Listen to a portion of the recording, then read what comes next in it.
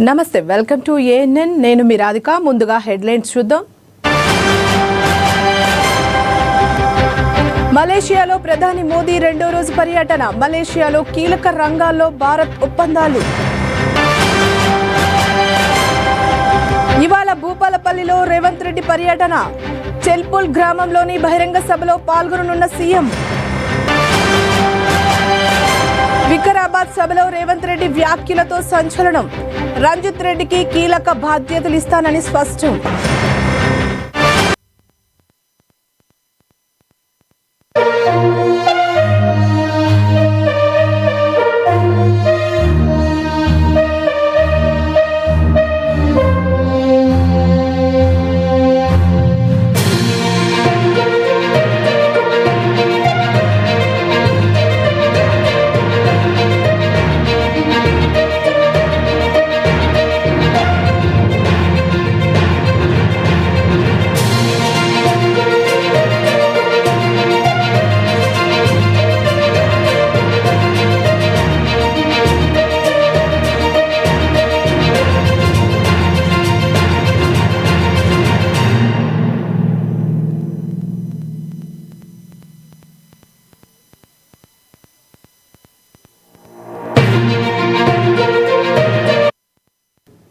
ఇక breaking news చూస్తున్నాం. మలేషియాలో ప్రధాని మోడీ రెండో రోజు పర్యటిస్తున్నారు. ఆ దేశ ప్రధాని అన్వర్ ఇబ్రహీంతో సమావేశమై ఇరు దేశాల మధ్య వాణిజ్యంపై కీలక చర్చలు జరిపారు. ఈ క్రమంలో రెండు దేశాలు పలు ఒప్పందాలు కుదుర్చుకున్నాయి. ఇరు దేశాల ప్రధానులు కలిసి కీలక విషయాలపై వెల్లడించారు. ఇరు దేశాల మధ్య దశాబ్దాల నాటి అనుబంధాన్ని మలేషియా ప్రధాని అన్వర్ కొనియాడారు. ఈ సందర్భంగా గత ఏడాది ఏషియన్ శిఖరాగ్ర సమావేశానికి రాలేకపోయానని ప్రధాని మోదీ గుర్తు చేసుకున్నారు. మలేషియా ప్రధాని అన్వర్ ఇబ్రహీం తాను ఎప్పటి నుంచో స్నేహితులమంటూ చెప్పుకొచ్చారు.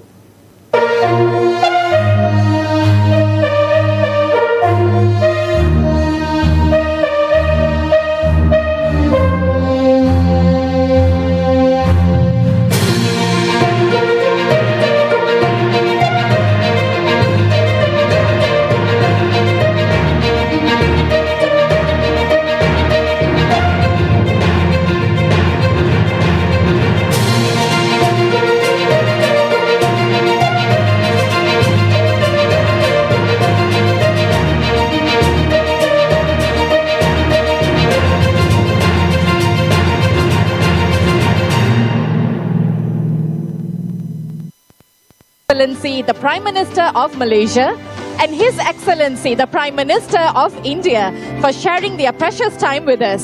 Please give a round of applause as the esteemed Prime Ministers will be departing the venue.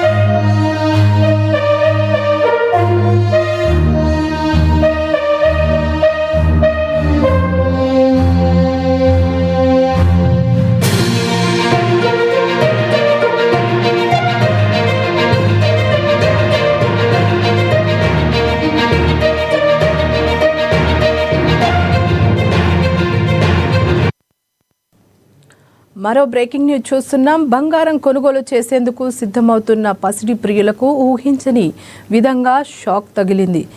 దేశీయ మార్కెట్లో బంగారం వెండి ధరలు ఒక్కసారిగా పెరిగాయి. గత 2 రోజులుగా భారీగా తగ్గిన తర్వాత ధరలు పెరగడం గమనార్హం. వచ్చే వారం నుంచి దేశంలో పెళ్లిళ్ల సీజన్ మొదలవుతోంది. అలాగే శివరాత్రి, ఉగాది, శ్రీరామనవమి వంటి పండుగలు సైతం ఉన్నాయి. దీంతో బంగారానికి గిరాకీ పెరగనుంది. అయితే ధర తగ్గిన క్రమంలో పెళ్లిళ్ల కోసం బంగారం కొనుగోలు చేసేందుకు చాలామంది సిద్ధమైనట్లు సమాచారం. హైదరాబాద్ మార్కెట్లో పసిడి రేట్లు ఒక్కసారిగా పెరిగాయి. ఇవాళ ఒక్కరోజే 10 గ్రాముల గోల్డ్ రేటు 1,56,600 వద్దకు చేరింది. అలాగే 22 క్యారెట్ల 10 గ్రాముల ఆభరణాలు గోల్డ్ రేట్ 1,43,550 వద్దకు ఎగబాకింది.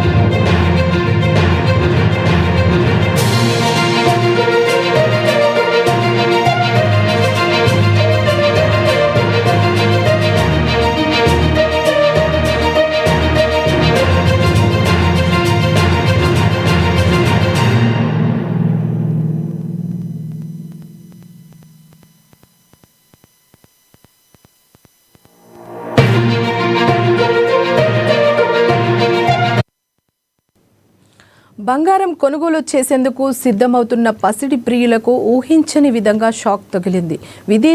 విదేశీయ మార్కెట్లో బంగారం వెండి ధరలు ఒక్కసారిగా పెరిగాయి. గత 2 రోజులుగా భారీగా తగ్గిన తర్వాత ధరలు పెరగడం గమనార్హం. వచ్చే వారం నుంచి దేశంలో పెళ్లిళ్ళు దేశంలో మళ్ళీ చదువుతాగు ఒక్క నిమిషం.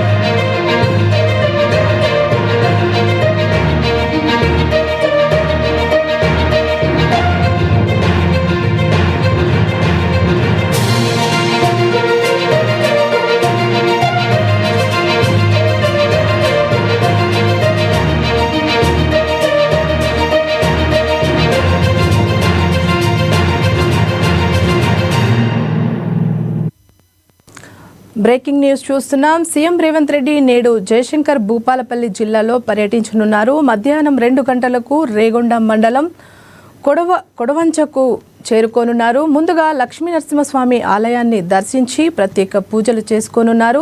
విశ్రాంతి భవనాన్ని పరిశీలించిన అనంతరం ఆలయంలో 12 కోట్లతో చేపట్టిన అభివృద్ధి పనులు పరిశీలించనున్నారు. ఎమ్మెల్యే గండ్ర సత్యనారాయణ అధ్యక్షతన జరిగే బహిరంగ సభలో ఆయన పాల్గొననున్నారు.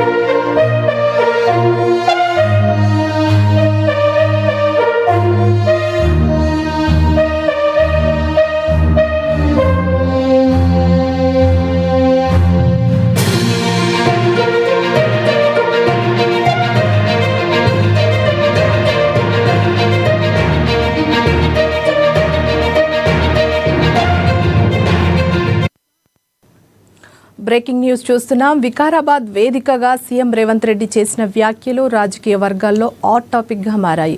రంజిత్ రెడ్డికి కీలక బాధ్యతలు అప్పగిస్తానంటూ సీఎం చేసిన ప్రకటనలతో కాంగ్రెస్ లో సంచలనం నెలకొంది. ఇప్పటికే తెరమరుగైనట్లు భావించిన మంత్రివర్గ విస్తరణ చర్చ మళ్లీ తెరపైకి రావడంతో మంత్రి పదవిపై ఆశలు పెట్టుకున్న నేతల్లో అలజడి మొదలైంది.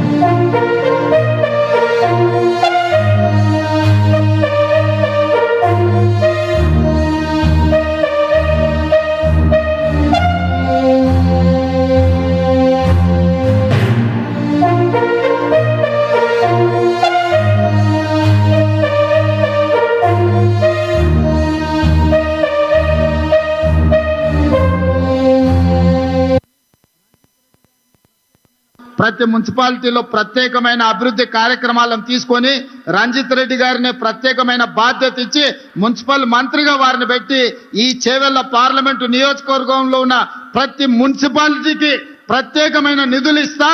ప్రతి మున్సిపాలిటీలో ప్రత్యేకమైన అభివృద్ధి కార్యక్రమాలను తీసుకొని రంజిత్ రెడ్డి గారిని ప్రత్యేకమైన బాధ్యత ఇచ్చి మున్సిపల్ మంత్రిగా వారిని పెట్టి ఈ చేవెళ్ల పార్లమెంటు నియోజకవర్గంలో ఉన్న ప్రతి మున్సిపాలిటీకి ప్రత్యేకమైన నిధులు ఇస్తా.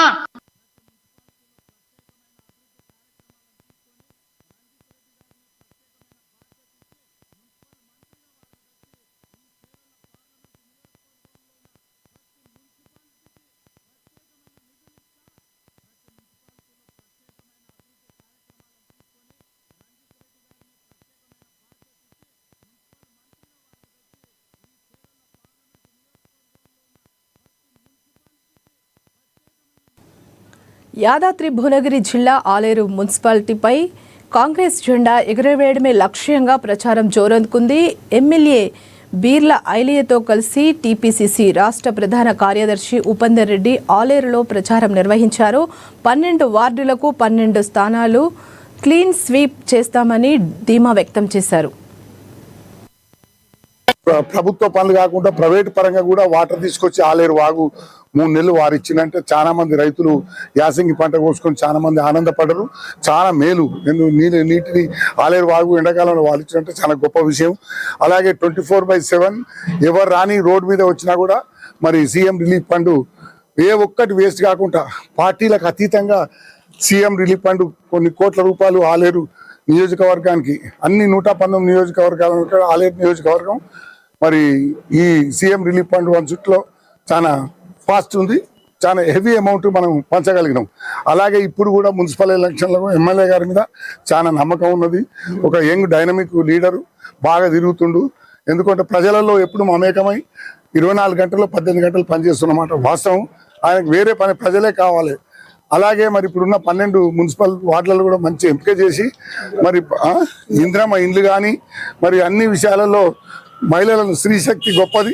భారతదేశంలో స్త్రీ శక్తిని మరి సోనియా గాంధీ గారి నాయకత్వంలో స్త్రీ శక్తికి మంచి సెల్ఫ్ హెల్ప్ గ్రూప్లలో గత ప్రభుత్వం నిర్వీర్యం చేసిన సెల్ఫ్ హెల్ప్ గ్రూప్లను ఈనాడు రేవంత్ రెడ్డి గారి నాయకత్వంలో కోటీశ్వర్లు చేయాలని పెట్రోల్ బంకులు కానీ బస్సులు కానీ వాళ్ళకి ఎన్నెన్నో ఓనర్లను చేసి అలా స్త్రీ మహిళా లోకాన్ని గొప్పగా చేస్తున్నారు. దాదాపు ఉద్యోగాలు ఇవ్వలేదు పబ్లిక్ సర్వీస్ కమిషన్ నుంచి. ఈనాడు 72,000 ఉద్యోగాలు ఇచ్చిండ్రు. అన్ఎంప్లాయ్స్ కూడా క్రియేట్ చేస్తున్నమాట.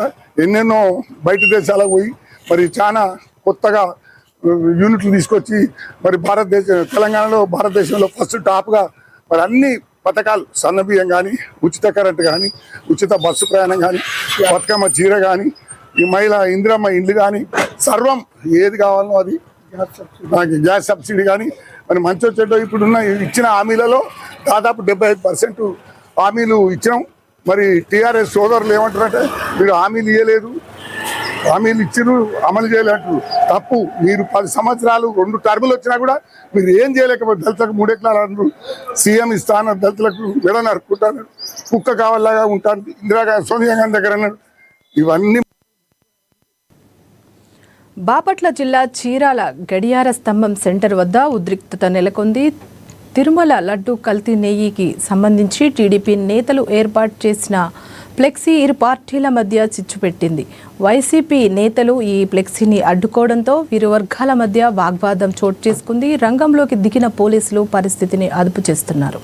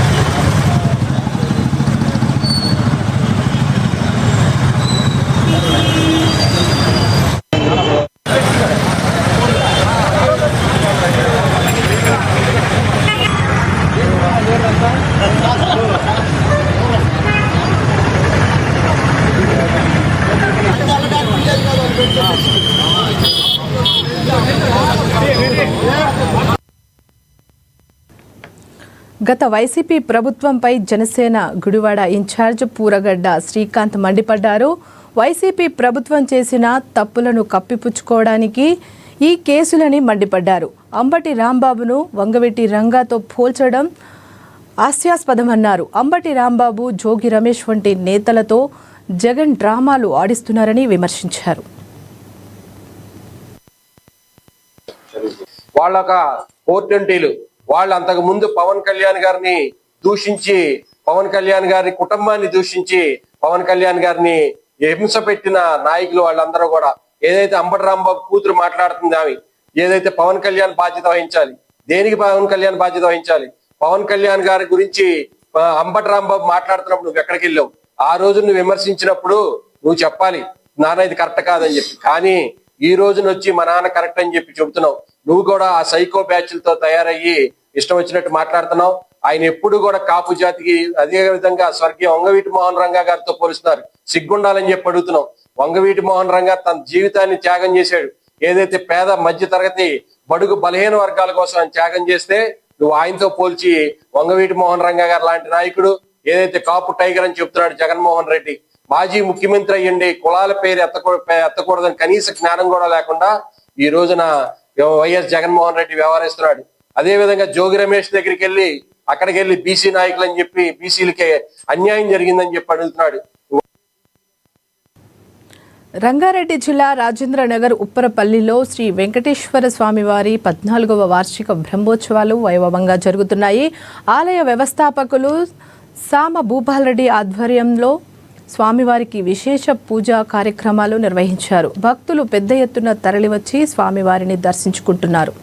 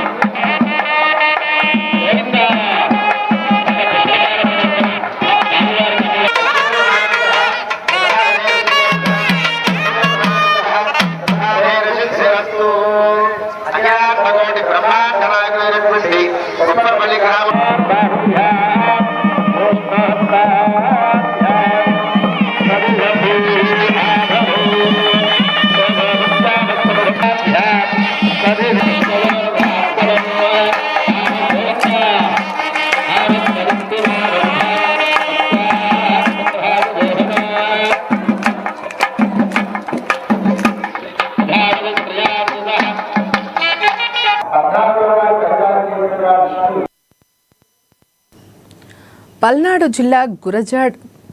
జిల్లా గురజాల మండలం దైద గ్రామంలోని అమరలింగేశ్వర స్వామి ఆలయంలో శివరాత్రి బ్రహ్మోత్సవాలకు సిద్ధమైంది. భక్తుల రద్దీని దృష్టిలో ఉంచుకొని ఆలయ అధికారులు భారీ ఏర్పాట్లు చేశారు. భక్తులకు ఎటువంటి అసౌకర్యం కలగకుండా మౌలిక వసతులు కల్పించినట్లు ఆలయ ఈవో పూర్ణచంద్రరావు వెల్లడించారు.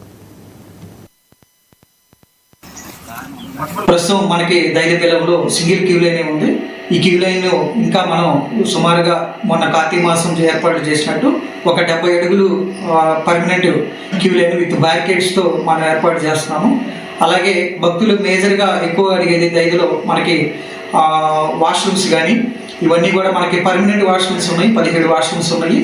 మహిళలకి అలాగే పురుషులకి సపరేట్గా ఉన్నాయి. వాటికి ఇవన్నీ కూడా ఆపరేషన్స్ కండిషన్స్లో ఉన్నాయి. వాటికి సంబంధించిన ఏర్పాట్లు కానీ క్లీనింగ్ కానీ అలాగే బ్లీచింగ్ ఏర్పాట్లు కానీ ఫినాయిల్స్ కానీ ఇవన్నీ ఏర్పాటు చేయడం జరుగుతుంది. అలాగే ఆ రోజు ఉదయం మనం దర్శనం ఏర్పాట్లు భాగంగా ఉదయం 4 గంటలకే మనం స్వామివారి దర్శనం ఏర్పాటు చేయడం జరుగుతుంది. పూర్తిగా 4 నుండి 6 వరకు మూలవారాట దగ్గర అభిషేక కార్యక్రమాలు జరుగుతాయి. తదుపరి 6 నుండి 2 వరకు దైద బెలం పైన ఉన్న శివలింగం వద్ద మన అభిషేక కార్యక్రమాలు నిర్వహించుకుంటున్నాము. వీటిలో సుమారుగా మనకి దర్శనానికి వచ్చేసరికి ఒక 10,000 మంది దర్శనం చేసుకునే అవకాశం ఉంది. మా దైద బెలం యొక్క దర్శనం ఏర్పాట్లు దాదాపు 10,000 మంది వచ్చే అవకాశం ఉంటుంది. అలాగే పైన గుహలో మాత్రం గుహ పైన టెంపుల్ తిరునాళ్ళ మహోత్సవానికి దర్శించే వాళ్ళు దాదాపు ఒక 40,000 మంది ఉంటారు. వీటిలో భాగంగా వీళ్ళందరికీ కూడా ఉదయం టిఫిన్ అలాగే మధ్యాహ్న భోజన ఏర్పాట్లు మనకి పైన 2 అన్నదాన సత్రాలు ఉన్నాయి. ఆ సత్ర వాళ్ళు దాదాపు 20 క్వింటాలతో సపరేట్గా మనకి అన్నదాన ఏర్పాట్లు చేస్తున్నారు. అలాగే పార్కింగ్ మేజర్గా మాకు ఉన్నతాధికారుల ఆదేశాల మేరకు పార్కింగ్ సమస్య మనకి ఎప్పుడూ లేదు. ఇక్కడ 2 పార్కింగ్ పెద్ద పార్కింగ్లు ఉన్నాయి. వాటిని ఫారెస్ట్ వాళ్ళ పర్మిషన్స్తో మనం డోజర్ వర్క్స్ అవన్నీ కూడా ఏర్పాటు చేయడం జరిగింది. ఇంకొంతమేర వరకు పెండింగ్ ఉంది. అది కూడా ఈ 2 రోజుల్లోనే పూర్తి చేసే అవకాశం. ఏలూరు జిల్లాలోని ద్వారకా తిరుమల భక్తులతో కిక్కిరిసిపోయింది. తెల్లవారుజాము నుంచే భక్తులు క్యూ లైన్లో వేచి ఉండి స్వామివారిని దర్శించుకుంటున్నారు. ముందుగా కేశఖండనశాలలో మొక్కులు తీర్చుకున్న భక్తులు దర్శనానంతరం అన్నప్రసాదాన్ని స్వీకరించారు. ఇక స్వామివారి నిత్య కళ్యాణ మహోత్సవంలో 80 జంటలు పాల్గొని భక్తి పారవశ్యంలో మునిగిపోయారు.